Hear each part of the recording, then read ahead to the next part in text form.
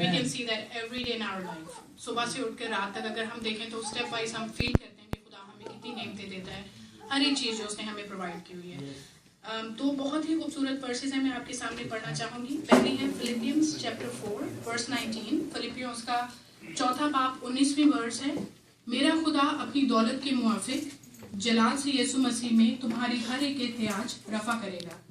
اور دوسری ورس ہے connecting to this one is Psalm 54 verse chapter 54 verse 4.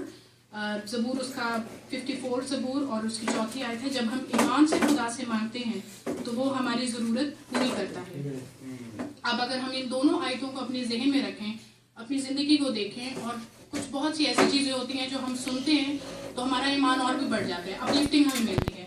اور دا ریزن کہ یہ 2 ورسز میں نے چنے, یہ ٹاپک چنا کیونکہ کچھ عرصہ پہلے میں چھوٹی بہن سے بات کری تھی تو اس نے مجھے بتایا, کہتی میں کچھ سرچ کر رہی تھی گوگل پہ, تو I came across this story. It's a true story اور بہت انٹرسٹنگ ہے جو میں آپ سے شیئر کرنا چاہوں گی. وہ یہ ہے ایک آرفنیج کے بارے میں. ایک آدمی ہے, اس کا نام ہے جارج ملر, جس نے یہ آرفنیج بنایا تھا اور اس میں تقریباً 300 کے قریب بچے تھے. اور اگر آپ 300 کی اسٹرینتھ سوچیں کہ صبح سے شام تک ایک آرفنیج میں بچے رہتے ہیں جو اسکول بھی جاتے ہیں, کپڑے پہنے, خوراک کھانی ہے, it's a big number, right. If we have 6 people or 7 people in a house, we know that how to provide it. جیسے ہمارے ڈیڈی ہیں, انکل رابن ہیں, انکل سیم ہیں, دادا جی ہیں, they know what is the responsibility to provide food to all of us, right. اور وہ شخص جو جارج ملر تھا, اس کے ذہن پہ پریشر بھی تھا. Definitely there were a lot of donations which were coming in جو ان کو ہیلپ کرتی تھی بچوں کو کھانا, کپڑے پرووائڈ کرنے میں. But there was one morning جب کہ مدر آف دی آرفنیج آئی اور کہتی کہ mister George I have something to tell you. وہ کہتے ہیں کیا بات بتانی ہے؟ وہ کہتی ہے we don't have enough food to feed the kids before they go to school.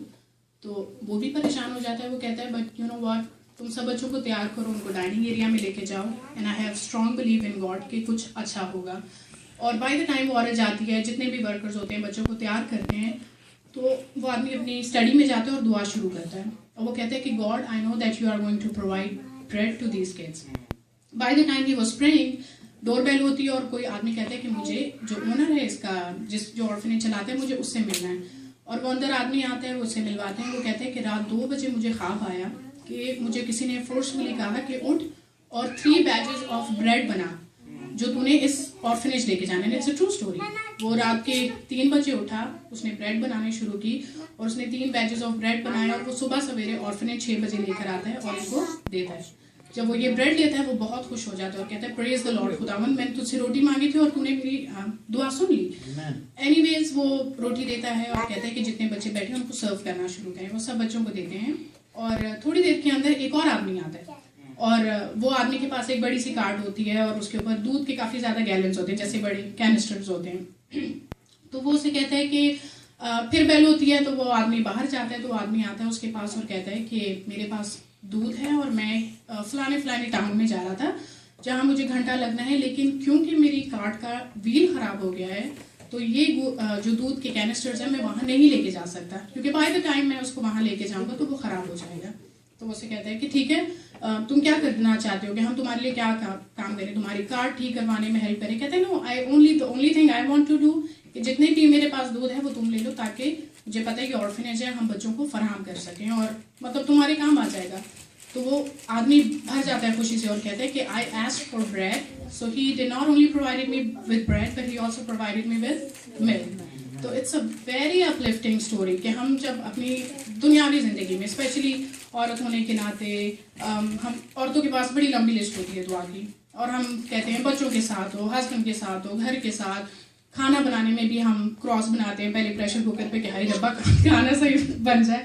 ہر ایک چیز کی ہمارے پاس لسٹ ہوتی ہے, لیکن کچھ دعائیں ایسی ہوتی ہیں جو ٹائم لیتی ہیں, شاید 2 دن, 2 ویکس, 2 سال یا 20 years. But during all that time, what God is doing, He's sending His angels تاکہ وہ تمام نیگیٹو لوگوں کو eliminate کریں, پازیٹیو پاتھ بنائیں اور اس پہ چل سکیں. لیکن ہم انسان ہوتے ہوئے کیا سوچتے ہیں, خدا سے گلہ کرتے ہیں, یار ربا تو نے سنی نہیں, جو میں دعا مانگی تھی میرے رشتہ دار نے مجھے یہ کہہ دیا, میرے دوست نے مجھے یہ بات کہہ دی. لیکن ہم یہ نہیں سوچتے کہ خداوند آؤٹ آف دا وے جا کے جو چیز اس وقت ہمارے لیے پاسبل نہیں ہے, God is trying His best to make it possible for us because He is the ultimate provider. So He does not only provide us with bread, which we have asked, but He also provides us with milk, which we haven't asked.